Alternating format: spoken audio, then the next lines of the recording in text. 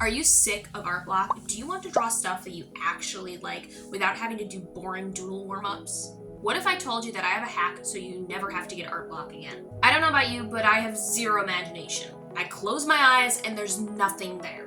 I don't get crazy amounts of inspo that I think a lot of others probably do, but I still like to draw. The problem is that means I never know what to draw. I've heard some say that art block doesn't exist, and that's a straight up lie, at least for me. Sure, they may never have actually experienced it, but that doesn't mean that it's not real. Some of us just simply cannot think of anything to make.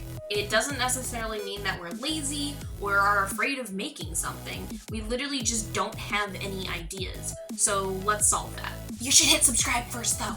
So I have two methods to show you.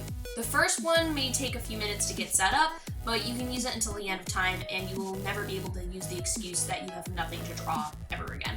So I call this my artwork generator, but in reality, it's just a couple of lists. It's an incredibly simple idea, but you can complicate it as much as you like. Create a list of characters, actions, and scenes. Combine 3, and now you have an artwork to make. I also made a character generator list so I can come up with unique original characters when I'm in the mood to design something. Let me show you how this looks. Here's my artwork generator. On this sheet, I have my favorite fandoms and my favorite characters from them. You could list every single character, but when I have an art block, I want to draw things that I like, so I just listed my favorites. You could also add original characters to this list. It doesn't have to be fan art. On the next sheet, I have actions or pose ideas. I just wrote down a bunch of different verbs. I like to look up popular anime artwork and see what themes are common. A lot of stuff can be repetitive, but made original. I mean, how many anime girls have you seen playing at the beach? A lot, I'm sure. So here you can see some of the actions I have listed. I got eating, drinking, sitting, relaxing, all that kind of stuff. On the last sheet, I have scenes. These settings could really be anything. You don't even really need it if backgrounds aren't your thing, but I'm trying to improve my skills out here, so I made some. You could do some general ideas like I have here with beaches, gardens, etc., or you could maybe write down exact scene locations from your favorite fandoms. Like, I could say the Teen Titans Tower, Star Butterfly's Castle, or Marco Diaz's house, or maybe the Fairy Tale Guild Hall. It's entirely up to you. Here's where you can really get creative. You can make extra lists, like outfit changes, crossovers, or other variables. You could even add challenges, like draw in a different style or use only 3 colors.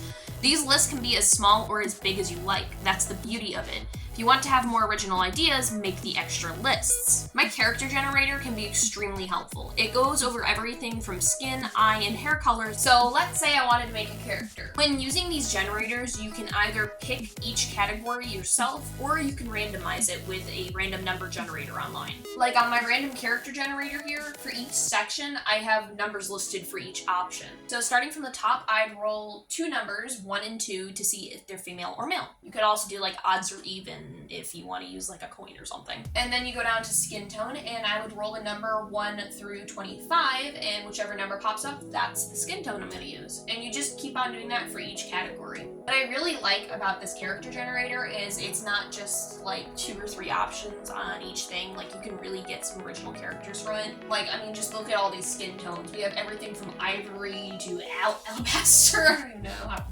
What? I guess it's some kind of lighter tone that I put in here because it's in between beige and honey. But you have so many different colors in here that you can use.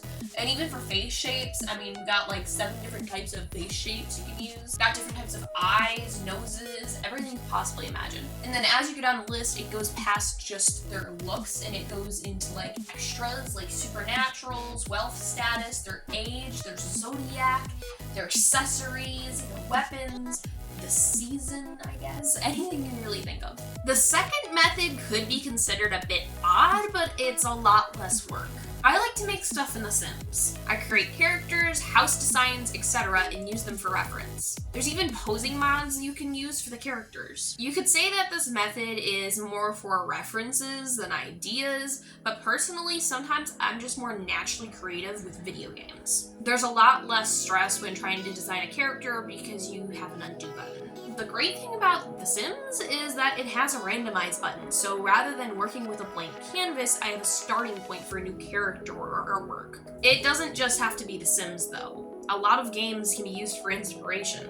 Minecraft can be great for scenes. I also like using RuneScape or Skyrim for fantasy characters. GTA could be a great idea for custom vehicles. There's a lot less anxiety around creating something new when a lot of the tools are already there for you, so you're not just starting from like absolute scratch. So that's why I like using video games. And as someone who wants to write a book one day, designing an entire city inside of a video game and then just copying it over into artwork makes my whole process a lot easier. I can design an entire world and unique characters and everything from one location and then just draw what I need. Well, that's all I have for today. These ideas might seem really simple, but using them I no longer feel at a loss as to what to draw. Make sure you hit like and subscribe if you enjoyed this video. Comment down below if you have any questions or video requests, and I'll do my best to answer as many of you as possible. Thank you for watching. 9cat away.